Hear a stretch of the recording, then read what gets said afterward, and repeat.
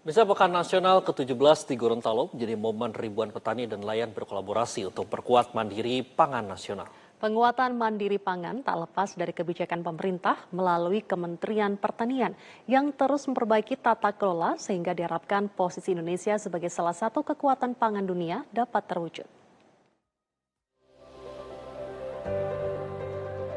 Wakil Presiden RI Gibran Rakabuming Raka resmi membuka Pekan Nasional Petani dan Nelayan ke-17 di Gorontalo pada Sabtu 20 Juni 2026. Wapres menyebut Indonesia semakin mandiri dalam memenuhi kebutuhan pangan nasional berkat kerja keras petani dan nelayan serta dukungan kebijakan pemerintah. Salah satunya langkah Menteri Pertanian Andi Amran Sulaiman yang memangkas 145 regulasi distribusi pupuk subsidi sehingga manfaatnya dapat dirasakan langsung oleh petani. Kemandirian pangan menjadi salah satu prioritas utama pemerintah di tengah berbagai tantangan global, mulai dari konflik geopolitik, perang dagang, hingga gangguan rantai pasok dunia. Program prioritas dari Bapak Presiden, apalagi di tengah konflik geopolitik, perang dagang, perang tarif, negara tidak boleh terlalu bergantung dengan negara lain. Namun di sisi lain, tantangan kita juga besar. Pertama, soal tata kelola. Mulai dari menjaga alih fungsi lahan pertanian, kemudahan petani mendapatkan bibit unggul dan akses permodalan, kepastian off-taker, stabilitas harga, mekanisme pergudangan, penyaluran pupuk subsidi yang efisien dan tepat waktu.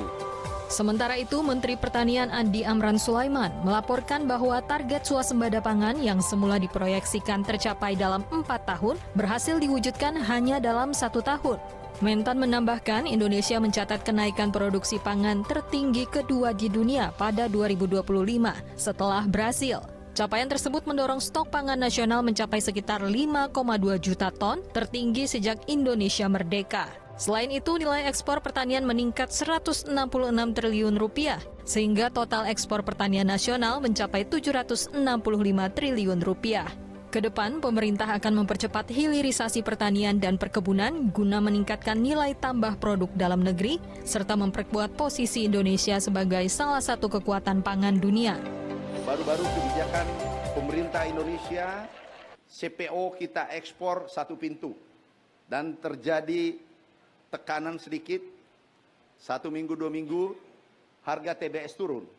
Dan ini anomali, kenapa? Karena harga CPO dunia naik, kemudian dolar menguat. Kalau dolar menguat, petani pekebun biasanya bahagia.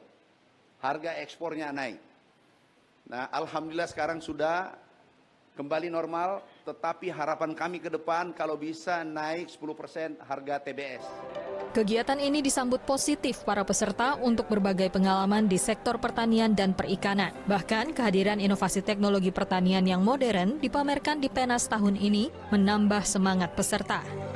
Tentu kami punya harapan setelah mengikuti kegiatan Penas di Gorontalo ini, para petani itu bisa mendapatkan ilmu yang bermanfaat di provinsinya masing-masing.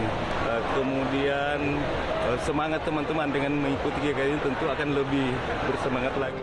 Penyelenggaraan Penas 17 di Gorontalo tidak hanya menjadi ajang silaturahmi dan pembelajaran bagi petani dan nelayan Indonesia, tetapi juga mampu memperkuat kolaborasi dalam mewujudkan sektor pertanian dan perikanan yang semakin maju, mandiri, dan berkelanjutan. Dari Gorontalo, Wahyono, Metro TV. Jelajahi cara baru mendapatkan informasi. Download Metro TV Extend sekarang.